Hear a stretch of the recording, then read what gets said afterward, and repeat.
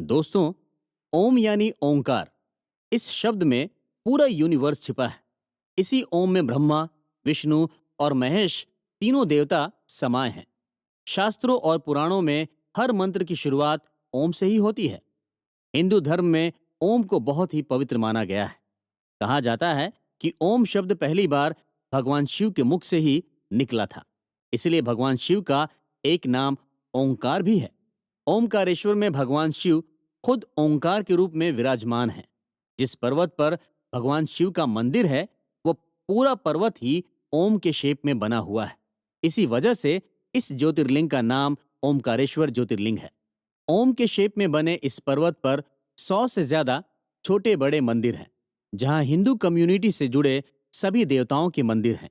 ओमकारेश्वर ज्योतिर्लिंग से करोड़ों लोगों की आस्था जुड़ी हुई है। ओमकारेश्वर ज्योतिर्लिंग मध्य प्रदेश के खंडवा जिले में स्थित है। पौराणिक कथा के अनुसार ऐसी मान्यता है कि ओंकार पर्वत पर भगवान श्री राम के पूर्वज राजा मंधाता ने भगवान शिव की कठोर तपस्या की थी।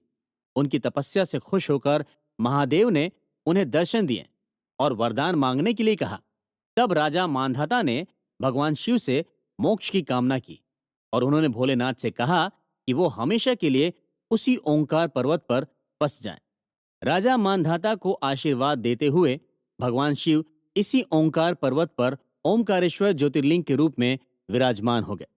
ओमकारेश्वर ज्योतिर्लिंग के बारे में कहा जाता है कि ये कोई हाथों से बनाया गया शिवलिंग नहीं है, बल्कि ये खुद अवतरित हुई ज्योतिर्लिंग है, जो कि जमीन से निकली हुई है। इस ज्योतिर्लिंग के चारों तरफ हमेशा पानी भरा रहता है। कहते हैं कि मां नर्मदा भगवान शिव का 24 घंटे अभिषेक करती है। ओमकारेश्वर आने वाला हर शिव भक्त अपने भगवान की पूजा विधि विधान और सच्चे मन से करता है। यहाँ पर भगवान शिव का अभिषेक करने से आपकी मांगी हर मन्नत पूरी हो जाती है।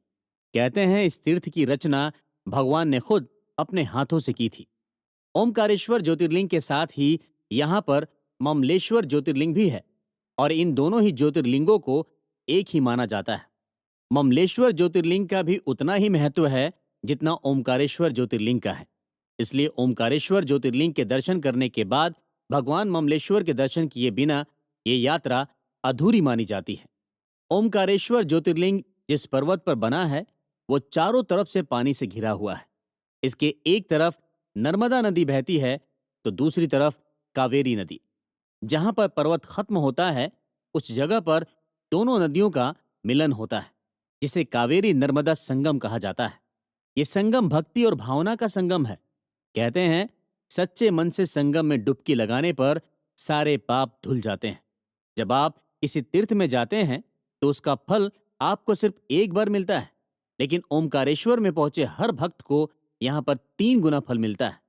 ऐसी मान्यता है कि यहाँ पर भगवान ओमकारेश्वर, भगवान ममलेश्वर और मां नर्मदा नदी विराजित है। मां नर्मदा को कलयुग की गंगा भी कहा जाता है। मां नर्मदा अपने भक्तों की हर मन्नत को सुनती है। जिसकी भी मन्नत पूरी हो जाती है, वह नर्मदा नदी में चुनरी चढ़ाता है। भोले भंडारी बड़े ही दयालु हैं। वो अपने यहाँ आए हर भक्त की झोली भरते हैं। ओमकारेश्वर ज्योतिर्लिंग मंदिर के बारे में भी थोड़ा जान लेते हैं। ये मंदिर 5 फ्लोर में बना हुआ है। सबसे नीचे ओमकारेश्वर ज्योतिर्लिंग है, जहां गर्भगृह में भगवान शिव का हजारों साल पुराना शिवलिंग स्थापित है।